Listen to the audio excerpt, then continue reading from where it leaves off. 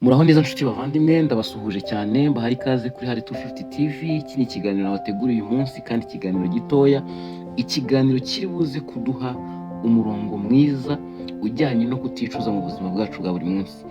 Muri iki gihe biragaragara ko ibyo dukora, biragaragara ko ibyo tuvuga, ibyo tubamo bidutera kwicuza mu gihe gikurikira.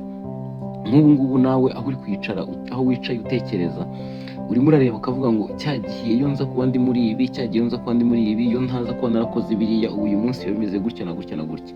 Rero muranyihanganira kugira ngo mukurikire ikiganiro gito cyane tugiye gukorana cyiza kibuze kugufasha kugira ngo umenye neza ibikwiriye kuba byagufasha kubaho uticuza. Mu bintu byagufasha kubaho uticuza, hari ibintu abantu bagira bagatinda gutangira. Icyo ni ikintu cya mbere.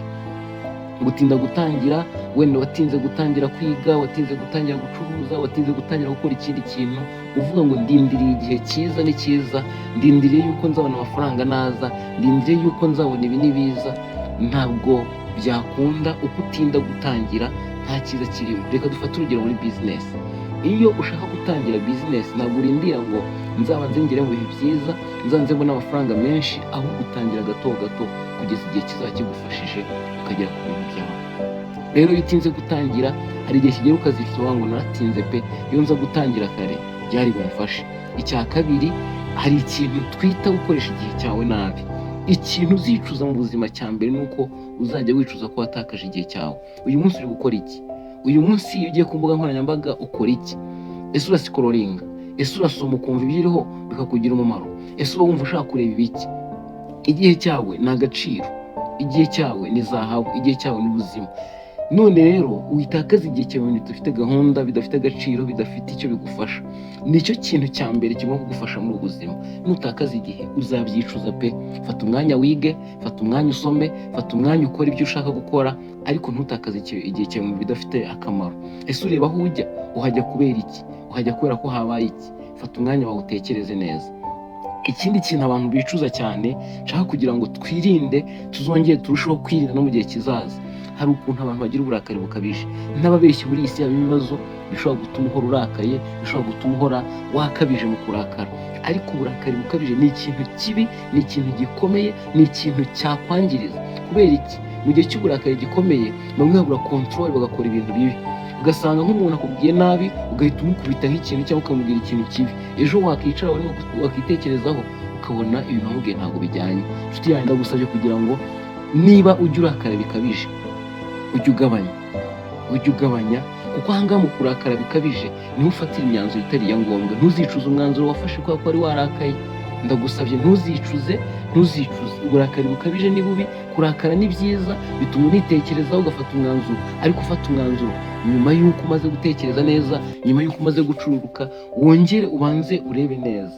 Ese uburakari bwanjye ntacyo bwankoresha? Niba bwagukoresha ibintu bibi, ubireke.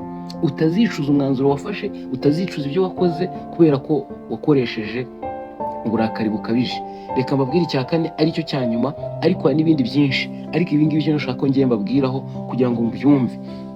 Ndagira ngo mbabwire ngo hari abantu babaho bakora ubuzima bw'imico mibi gusa. Iyo umuntu abayeho ubuzima bwo gukora imico mibi cyangwa se ibibi gusa, nta kintu cyiza kiva kuza. Mu gihe kiba kizaza, byanze bikunze uba uzabyicuza. Byanze bikunze uzavuga ngo kubera iki nakoze bino bintu. Byanze bikunze uzavuga ngo kuki ntigeze nkora bino nkakora ibi ngibi. Ahari imico mibi kenshi izana ingaruka mbi. Izo ngaruka mbi rero zo zituma twicuza, kuko ibyo wakoze byose byari bifite aho bishingiye kubaka ubuzima. Ariko nanone iyo urebye neza usanga warabikoze mu buryo bubi, cyangwa se ugakora ya mico mibi mu buryo butuma uyu munsi bigusengera ubuzima. Iyo ubuzima bwasenyutse, byanze bikunze ntiwabura kwicuza. Inshuti zanjye, ndabinginga kugira ngo mukomeze kubana natwe kandi mukomeze kudukurikira. Ndagira ngo mbabwire rero, ntutinde gutangira utazabyicuza. Tangira gato gato, uzagera ku ntego zawe, uzagera ku cyo ushaka. Kandi ukoresha igihe cyawe neza mu buryo butuma rwose wumva uri safe cyangwa se uri mu mutekano. Ikindi, uburakari bukabije ubugabanye. Ujye wicara ufate umwanzuro ari uko umaze gutekereza neza utakirakaye.